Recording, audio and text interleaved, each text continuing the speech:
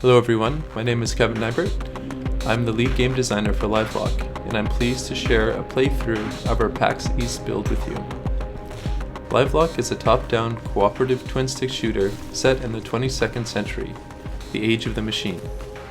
Nearly a century after the cataclysm, humanity is on the brink of survival. Players take control of a capital intellect, a human consciousness uploaded to a large mechanical chassis. As one of the few remaining capital intellects, they must battle 3 corrupted machine clusters to break the cycle of infinite war before humanity is forgotten to the annals of history. Players can select from 3 playable characters. Each character has its own unique personality, an arsenal of weapons and special abilities. Players can play as Hex, the trash-talking lone wolf marksman, Vanguard, the philosophical close-quarters brawler, or Catalyst, the rough-around-the-edges support specialist and drone expert. The main story of Livelock unfolds across 22 missions, separated into 3 distinct chapters. Each chapter features a different enemy machine cluster that brings its own unique challenges to the battlefield. Every enemy in Livelock has multiple attacks to choose from.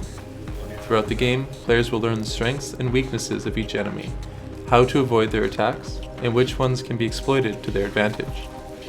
Players will have to think and react quickly to fight back the near-endless hordes of corrupted machines.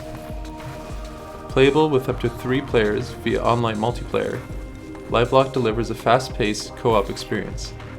It's no walk in the park though. As more players join, the difficulty is adjusted dynamically, making enemies more powerful and dangerous. Players must take full use of their weapons and special abilities to defeat the rogue machines. Here we can see Catalyst using her forge weapon to weaken enemy armor, making them take bonus damage from all sources. In addition, she can dispense some badly needed repairs to her allies, keeping them in the fight. We've put a huge focus on the level environments to deliver a moody and apocalyptic backdrop to the story. Each level is filled with destructible objects that help players get a feeling for the scale and raw power of their machine. Vanguard likes to lead from the front. Here we can see him smashing his way through the entrance of the abandoned power plant. These massive robots don't need to open the heavy blast doors. They can walk right through them. Players will earn experience by completing mission directives and destroying enemies. As they level up their character, players will unlock additional weapons and functions that allow them to customize their character based on their preferred playstyle. As players explore levels, they will find other damaged machines and supply chests that contain blue carbon nanotubes. These are part of our weapon upgrade system. The carbon nanotubes can be spent to level up their weapon stats, increasing damage, rate of fire, stability, and clip size. Hex is a master of hit-and-run tactics. Here you can see him dropping down some cluster mines that will detonate when triggered by a nearby enemy. With help from Catalyst's turret, the players have this area on lockdown. In the next room, we'll encounter 2 new enemy types, the Pounder and the Forsaken. Pounders will attempt to attack players at close range with their hydraulic-powered fists. At close range, the Pounder is extremely dangerous. If the player moves out of range, the Pounder will use a jump attack to try to close the distance. The jump attack leaves an effect on the ground that will indicate where the Pounder will land. The player will then have an opportunity to avoid taking damage by dodging the attack.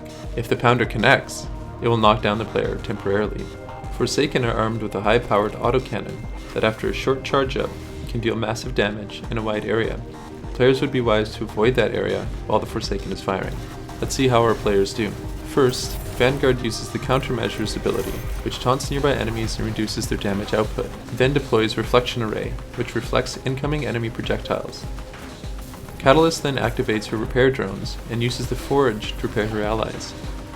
Unfortunately, Catalyst gets separated from the others and takes critical damage from 2 Forsaken at close range. But don't worry, if a few is destroyed, their memory is uploaded and transferred to a fresh machine, which returns to the surface in a 3D printing pod. The drop pod also deals damage wherever it lands, making it the perfect tool to deal revenge. This encounter highlights the importance of working together and sticking together as a team. The next area will feature a new enemy type called the Dampener. The Dampener has a huge blade on its arm that deals massive damage at close range.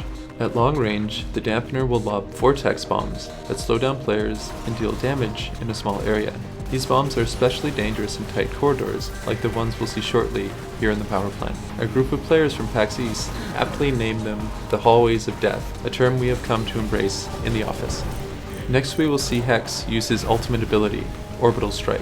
Orbital Strike deals massive damage in a large area, which is perfect for wiping out swarms of small enemies and taking a big chunk out of larger enemies. Also, we will see Hex use his Ultra Velocity ability to quickly dance across the battlefield, looking for a safe firing position. Ultra Velocity is useful both as a gap closer and escape tool if things get too hot. In the final encounter, we will get a glimpse of our upgraded enemy system. Upgraded enemies are larger and more dangerous versions of the normal enemies. They have a colored shield which gives them extra health. Each time an upgraded enemy spawns, it will randomly pull a trait from a pre-generated list. Some of the upgraded enemy traits increase stats such as health, speed, and damage, while other traits grant enhanced utility abilities like Teleporter or Black Hole, which pulls players in towards them. Enemy upgraded traits add significant replayability and keeps players on their toes, as they never know which kind of upgraded enemy they will face next. I hope you enjoyed this walkthrough of Livelock. Now sit back, relax, and enjoy the rest of the gameplay. Cheers.